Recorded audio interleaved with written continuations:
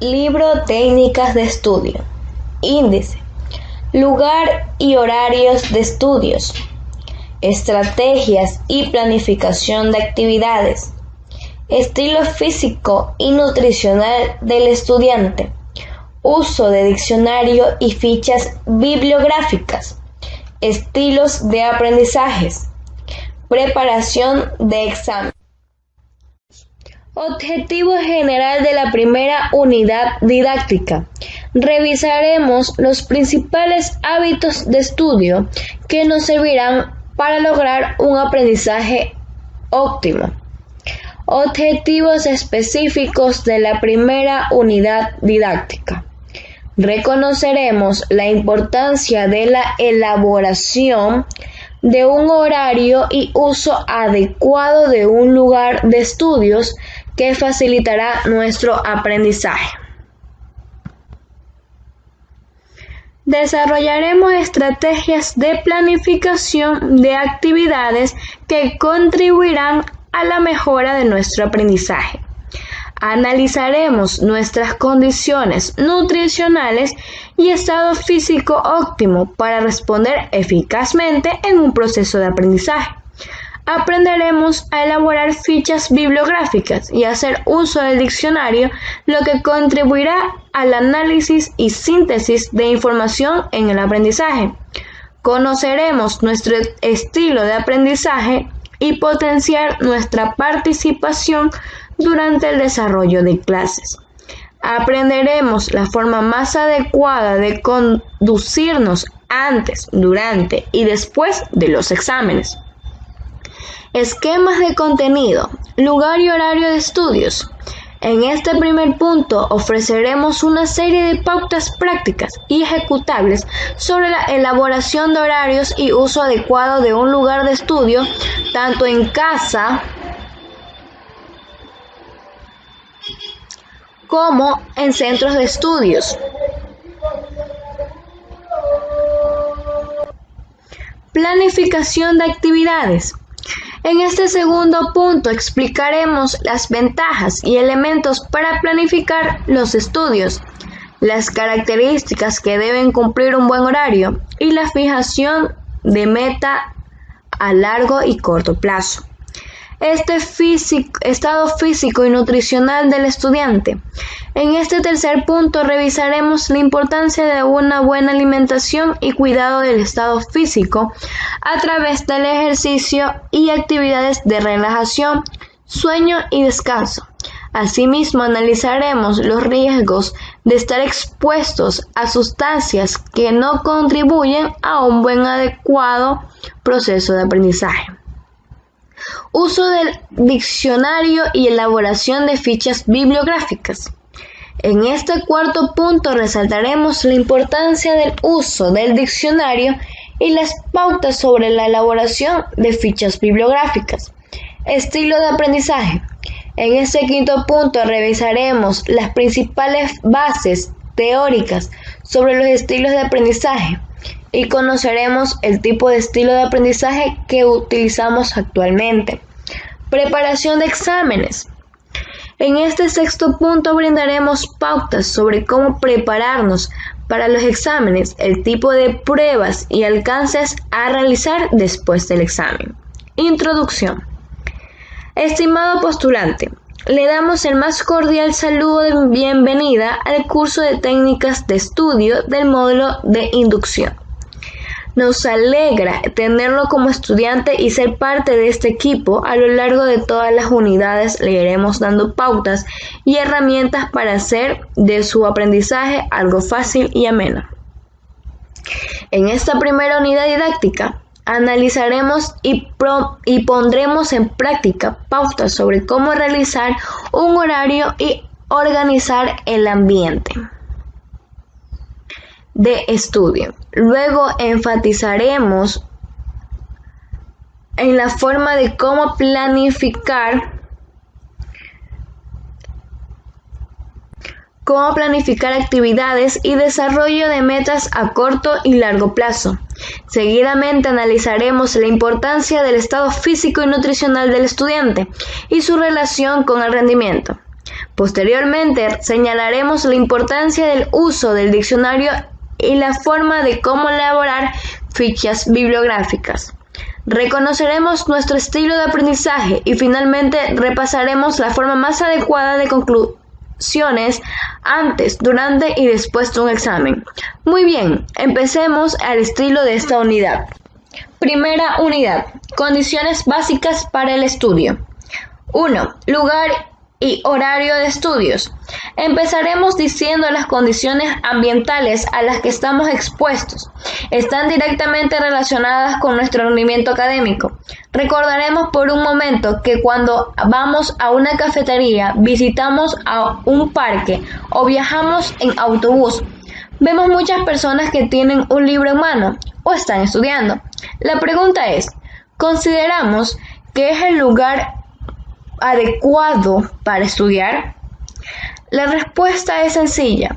Cualquier lugar no es el lugar idóneo para el estudio. Nuestro lugar para estudiar es aquel que está organizado y sea significativo para nosotros.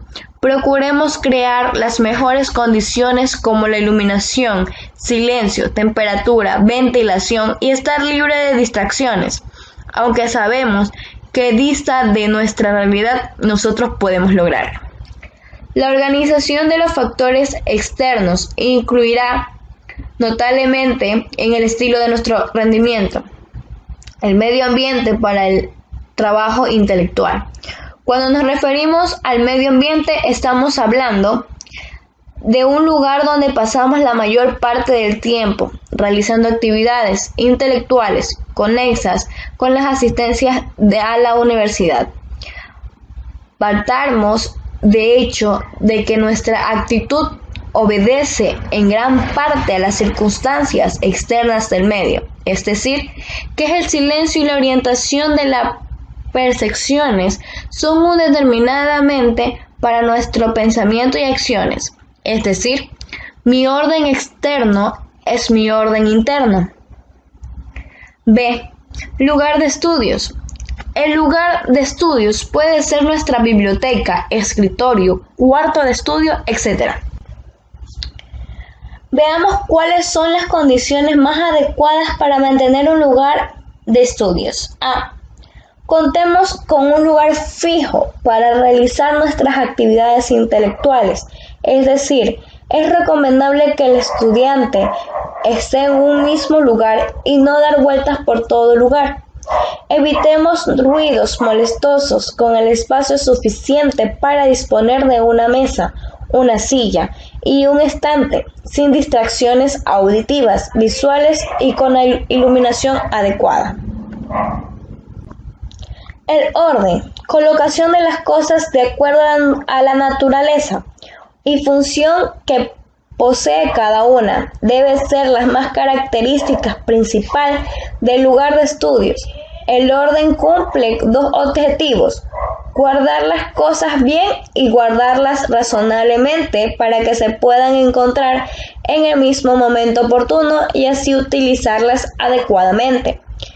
La limpieza del lugar de estudios es otro aspecto importante. De esta forma, obtenemos ventajas para nuestra salud y buena imagen hacia los demás. Iluminación, temperatura y ventilación adecuada. En cuanto a la iluminación, tomamos en consideración que la iluminación más aconsejable es la natural, pero como no siempre podemos disponer de ella y no tiene la calidad necesaria, a veces necesitamos utilizar la luz artificial. Lo ideal es que podemos combinar la iluminación general de nuestra habitación con la iluminación local de una lámpara de mesa de unos 60 watts, como mínimo, que ilumine directamente lo que estamos haciendo. En cuanto a la temperatura y ventilación, enfaticemos que la ventilación y la temperatura son esenciales para conseguir su mayor productividad y un buen rendimiento académico. Recordemos que el aire de la habitación debe ser renovado periódicamente, aproximadamente cada 6 horas.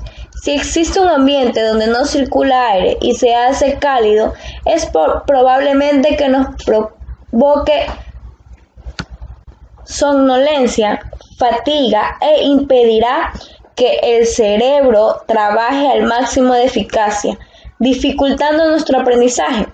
Si en nuestro ambiente de estudio existe una excesiva circulación de aire, nos provocarán enfriamiento, enfermedades respiratorias, fatiga, mayor esfuerzo y distracción. El mobiliario y la postura adecuada. Su mobiliario. Generalmente la mesa, sillas y estantería constituyen los muebles necesarios para iniciar la actividad intelectual. En cuanto a la mesa de estudio, tomemos en consideración que este debe ser cómodo para poder organizar el material como vamos a estudiar. La altura ideal de la mesa debe ser la relación con la altura de la silla. Evitemos usar sillones demasiado cómodos, pues terminarán produciéndonos adormecimiento. En cuanto a la estantería, cerca de la mesa de trabajo debemos de tener la estantería de libros, donde debemos de reunir libros, cuadernos, apuntes, diccionarios que utilicemos a diario. No debemos tener libros distribuidos por toda la casa. Ello hará que perdamos tiempo y concentración, siempre que lo necesite y tenga que desplazarse de un lugar a otro. Su postura. Con respecto a la postura, la mejor forma de que estudien es estando sentados en una silla junto a la mesa proporcionada, con la espalda recta, las piernas formando ángulos rectos, los pies en el suelo, los antebrazos encima de la mesa y la cabeza y parte de la alta de la espalda ligeramente inclinados hacia adelante.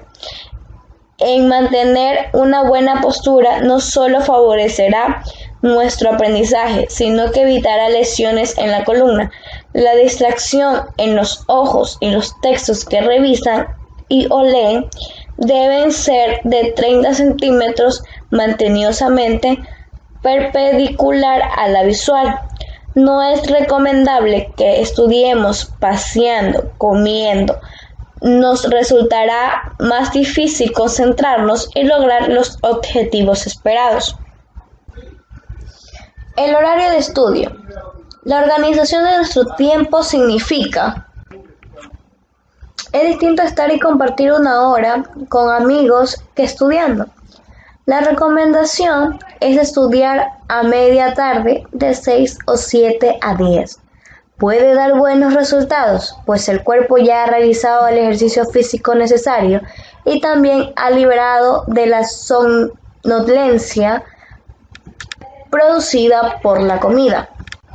Si estudiamos de noche tenemos la ventaja de que el nivel de ruidos interferente y de interrupciones familiares es menor, por lo que la concentración es mayor si se vence el sueño. Recordaremos que una adecuada dosificación y administración de nuestro tiempo hace posible distribuir equilibradamente la jornada diaria y semanal para completar todo trabajo universitario. Ello facilitará nuestra concentración al crear el hábito de estudiar demasiadas materias en un instante y luego de terminado, permitiéndonos aprovechar el tiempo libre para nuestra recreación.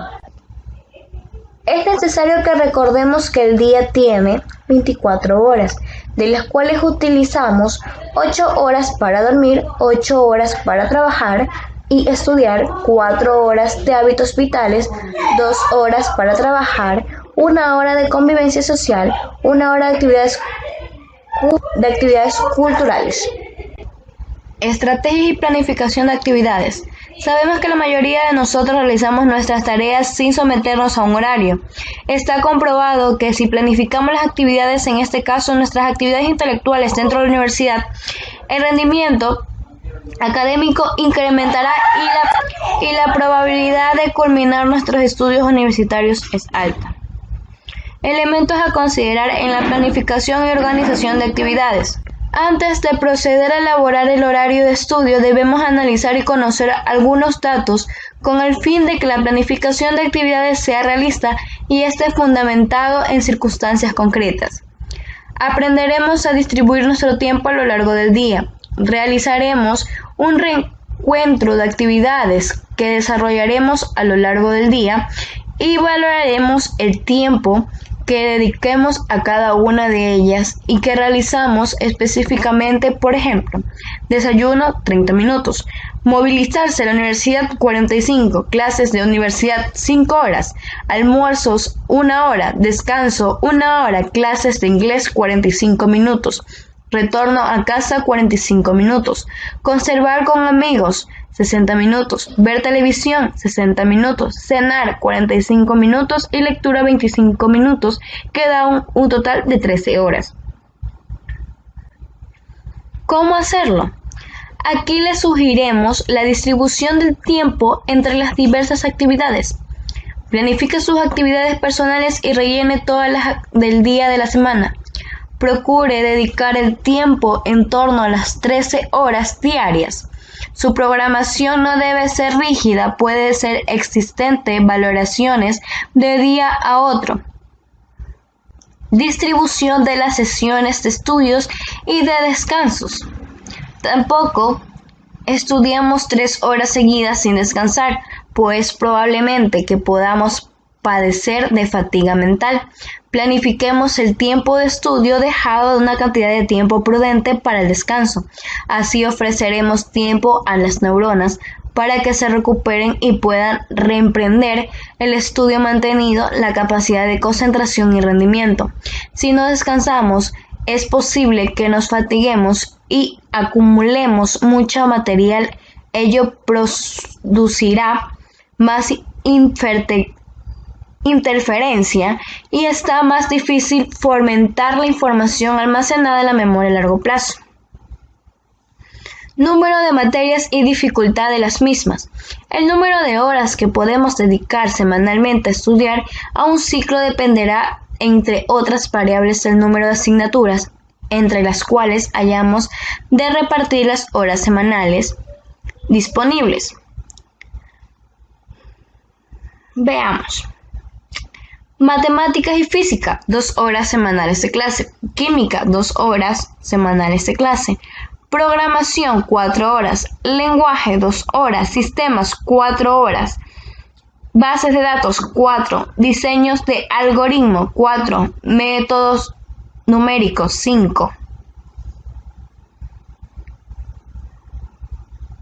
Planes a largo plazo. El plan a largo plazo puede abarcar el ciclo completo del estudiante, el conjunto de los temas de las asignaturas proyectadas en formas de investigación. Podemos plasmar el plan a largo en la medida que contemos con toda la información de cada asignatura. Plan a medio plazo. Estos planes suelen abarcar una evaluación de un ciclo y sirve para tener una visión de todas las asignaturas. Se introduce y se estructura el plan de acuerdo con la situación académica real del alumno. Plan a corto plazo. Para elaborar el plan a corto plazo debemos comenzar conociendo el número de horas que esta semana puede dedicar el estudio de acuerdo a las necesidades académicas y de esparcimiento. La alimentación. La alimentación y estado nutricional constituye uno de los factores internos más importantes de nuestro aprendizaje y rendimiento académico. Debemos evitar un desayuno lleno de azúcares o harinas, ya que después ingieres azúcares, pan, galletas, mermelada, jugo de naranja, refrigerios, avena, café o chocolate. Nuestro cuerpo producirá una violenta elaboración de azúcar sanguínea que estimula la producción de insulina y producirá una abrupta baja de azúcar. Importancia del desayuno. En las horas matutinas se encuentran elaboradas las hormonas que convierten proteínas en energía. Por eso un desayuno rico en proteínas permite que el cerebro las convierta en glucosa nueva cada vez que el azúcar sanguínea muestra un pequeño desnivel. Ejercicio y sueño. Con respecto al ejercicio, sabemos que el estudio y en general las labores de tipo intelectual reducen las actividades físicas en pequeños desplazamientos en lugares lejanos y cercanos. Con respecto al sueño, podemos señalar que el sueño es el mejor condicionador que tiene el organismo, lo libera del cansancio, lo desintoxica y junto con la reconstrucción de energías, produce también el descanso de la mente. Uso del diccionario. Es un libro por orden alfabético que contiene y define palabras de uno o más idiomas, o de la ciencia o materia determinada. El diccionario interioriza al lector en la evolución de nuestro idioma.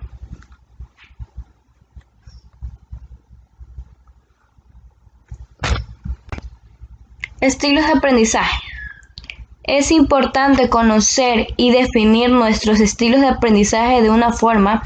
Vamos a definir la información es procesaria.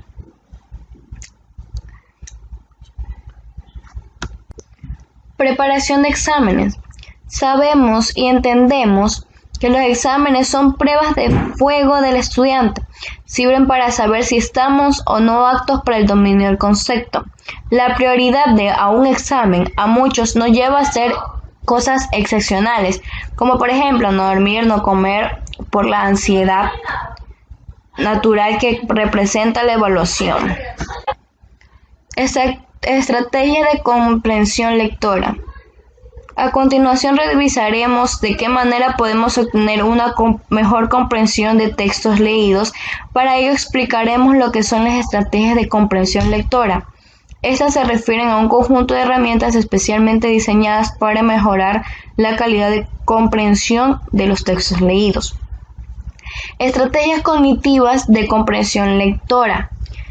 Se refieren a aquellas acciones que nosotros realizamos interesantemente de manera organizada para gobernar nuestros procesos de atención, pensamiento y resolución de los problemas. La idea principal es una de las técnicas de comprensión a las que nos ha dirigido muchas investigaciones, aunque por otra parte la expresión ideal también ha sido objeto de una ambigüedad en las definiciones que nos ha producido cierta confusión. Se han empleado expresiones como esencia, resumen, puntos principales, proporciones superordinarias, impresión general, información importante, tema central, visión de conjuntos, punto de vista. Las citas contextuales. Poder adquirir el significado de las palabras desconocidas. Quizás la manera más eficaz y frecuentemente utilizada por nosotros consiste en la consistente exposición a materiales escritos. La mayor parte del vocabulario lo aprendemos a partir del contexto. Los sinónimos antónimos. Las estrategias de localizar palabras sinónimas y antónimas es uso frecuente. Además de utilizar el diccionario, podemos emplear procedimientos de reconocimiento de palabras que bien por formar parte de nuestro vocabulario o bien por la similitud morfológica nos puede ayudar a la asociación de ambos tipos de palabras. Lectura parafraseada. Consiste en que debemos traducir al lenguaje o vocabulario propio. Parafrasear nos supone expresar ideas que el autor expresa en la lectura con otras palabras propias de cada uno de nosotros. Como lectoras, debemos iniciar la ejercitación con frases cortas. Las inferencias. Cuando tenemos dificultades para comprender un texto, frecuentemente atribuimos al palabra la falta de conocimientos que tenemos sobre el tema. Para comprender adecuadamente un texto, hemos de captar las ideas explícitas en el mismo a la vez que se nos vienen a la mente con otras ideas relacionadas con las inferiores, las cuales tenemos nuestras memorias.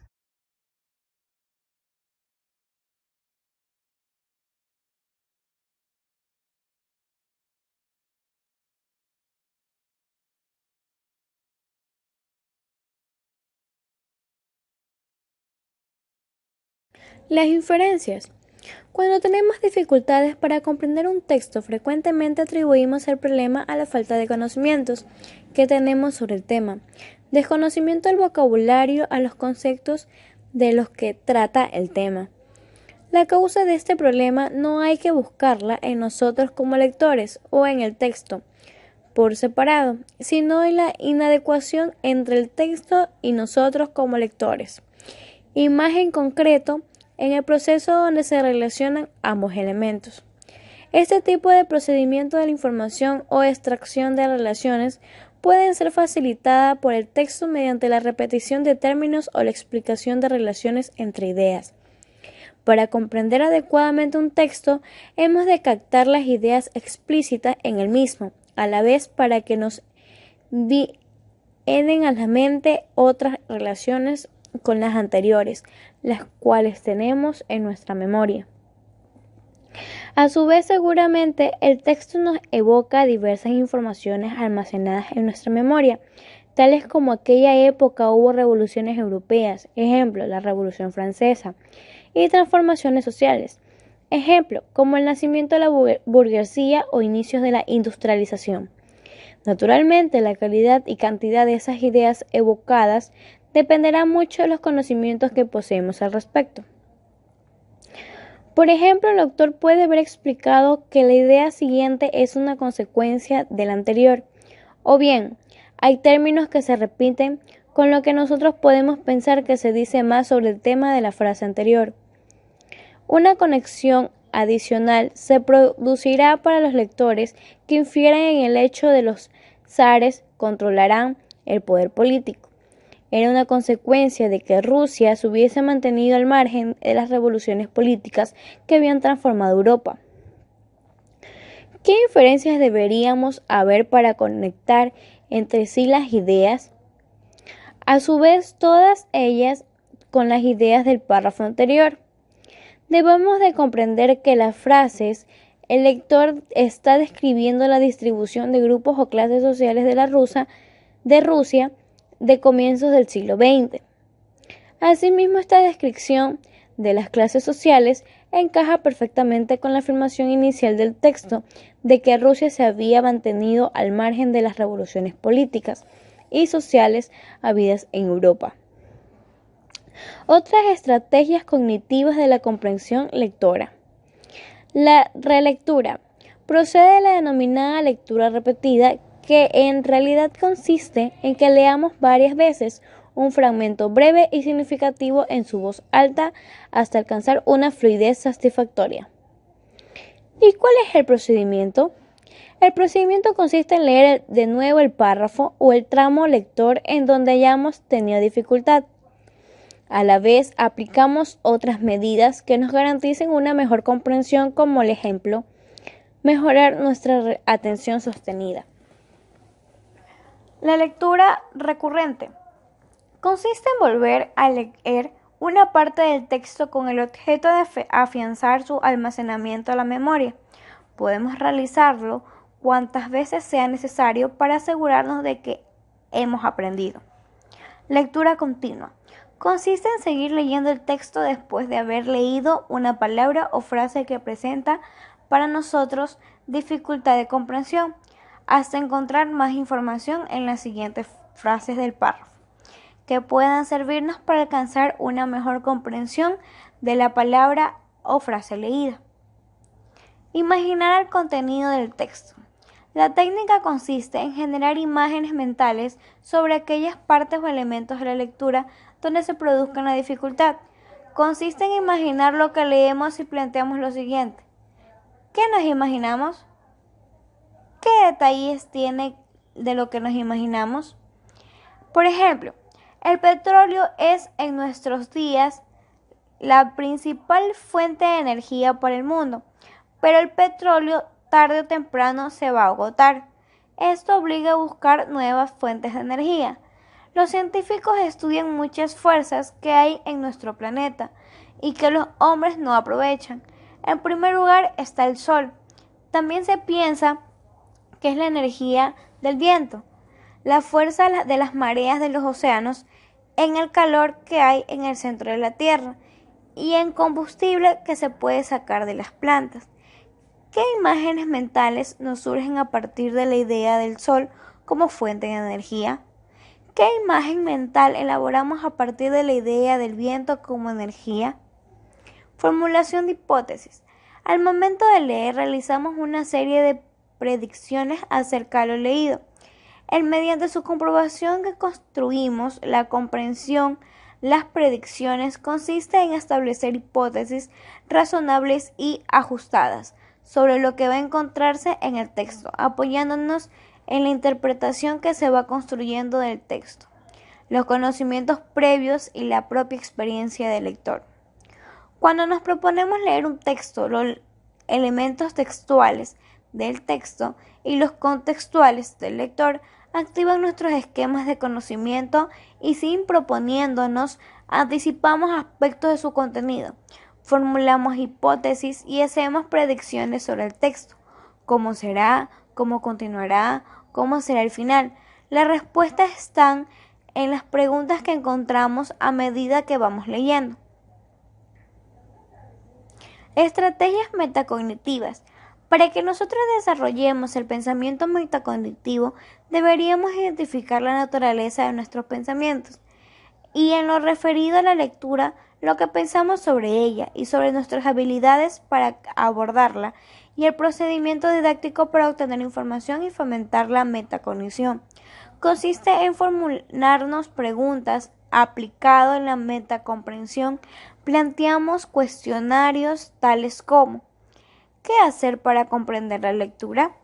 ¿Cómo nos damos cuenta de que nos entendemos una parte de la lectura? ¿Por qué nos resulta difícil comprender el texto como este? Habilidades de planificación. Son aquellas que se consideran previas al inicio formal del lector. Nos preparan para afrontar la lectura como una herramienta o técnica facilitadoras de la comprensión lectora. Ahí tenemos las ideas previas, que consisten en relacionar la información nueva con los sentimientos previos que se poseen acerca del texto de que vamos a leer. Objetivo de la lectura. Antes de iniciar la lectura es deseable que nos propongamos unos determinados objetivos. ¿Para qué voy a leer este texto? Se puede leer para contestar a unas preguntas, para usar un rato distraído, para averiguar unos datos, para aprender determinados contenidos, etc. Planificación de estrategias de comprensión. En esta fase debemos plantearnos qué estrategias emplearemos, cognitivas y no cognitivas, para asegurarnos la comprensión adecuada de la lectura. Por ejemplo, utilizar el parafraseo, la formulación de hipótesis, la relectura.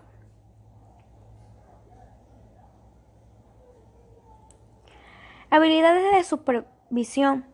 Consistente en controlar el proceso lector a través de la estrategia que previamente habremos establecido en la fase anterior.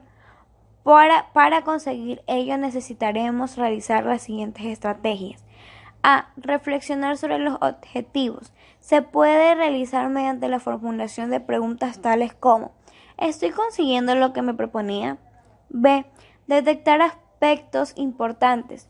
Durante el transcurso de la lectura podemos hacer breves pausas para preguntarnos si lo que acabamos de leer es importante o no. C. Identificar las causas de la no comprensión. Es aconsejable que aprendamos a formularnos preguntas tales como: ¿por qué no comprendo esto? ¿Será porque leo muy deprisa? ¿Será porque no presto la suficiente atención? Ahí tenemos cómo reflexionamos sobre los objetivos. Nos planteamos las siguientes preguntas durante la lectura del texto. ¿Estoy consiguiendo aplicar las habilidades metacognitivas de esta lectura? Detectaremos aspectos importantes del tema. Conforme vamos avanzando en la lectura del texto, debemos realizar las siguientes preguntas. Lo que acabo de leer en el primer párrafo me proporciona información novedosa del tema. ¿Cuáles son las ideas centrales del texto en cada párrafo? Identificaremos las causas de la no comprensión de la lectura. Mientras sigamos como lectura del texto, no formularemos preguntas para identificar las posibles dificultades. ¿Por qué no comprendo el cuarto párrafo? De evaluación.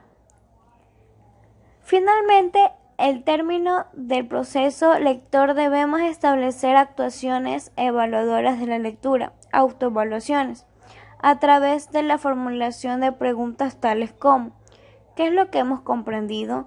¿Dónde hemos tenido dificultades? ¿Cómo lo he podido comprender? Aplicando lo aprendido. El ejercicio que hemos realizado con la lectura del Imperio Inca comprobaremos las efectivamente hemos comprendido el tema. Segunda unidad didáctica. Los diagramas. Naturaleza de los diagramas. Esta técnica consiste en una presentación del tema en base a un diagrama confeccionado con llaves dentro de las cuales se organizan los datos jerárquicos. Importancia de la elaboración de diagramas. Si esta técnica es bien trabajada por nosotros, comprobaremos que el bien se hace mucho más rápido y completo al dificultarnos una visión de conjunto de las ideas del tema y la concreción de sus detalles. Pasos para la ejecución de los diagramas. Antes de construir un diagrama debemos realizar una prelectura. Luego realizaremos la lectura detenida, donde iremos extrayendo mayor información. Debemos utilizar diferentes tipos de letras, tamaños de diferentes colores.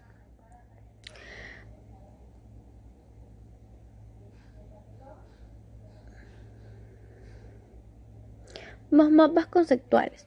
Aprender productivamente es construir y reconstruir el conocimiento en grupo. Todos estamos en condiciones de aprender productivamente. Los mapas conceptuales son recursos y herramientas útiles para el análisis y síntesis de la información. Mapas conceptuales. Recordaremos que el mapa conceptual nos servirá como una herramienta gráfica donde podremos organizar y representar nuestros conocimientos. El concepto son aquellas palabras que empleamos para designar cierta imagen de un objeto, acontecimiento o ser. La cita e enlace son las que unen dos conceptos y señalan la relación existente entre ellos. Las relaciones pueden ser verticales u horizontales. La proporción, o también llamadas frases, que constan de dos o más conceptos unidos por enlaces. Diagrama de flujo. Cuando queremos representar procesos y procedimientos, pensamos en herramientas útiles para hacerlo. Los diagramas de flujo son una alternativa para lograrlo. Son representaciones gráficas de un proceso donde se muestran entradas y salidas y unidades de actividades. A través de los diagramas de flujo, representamos el proceso entero de un alto o bajo detallado nivel de observación, permitiendo el análisis y la optimización del flujo de trabajo. ¿Cómo elaboramos un diagrama de flujo? Paso del diagrama de flujo. 1. Como vemos, este diagrama puede desarrollarse en cualquier dirección. Debemos procurar que el símbolo de inicio se encuentre en la parte superior. El fin debemos procurar que quede en la parte inferior.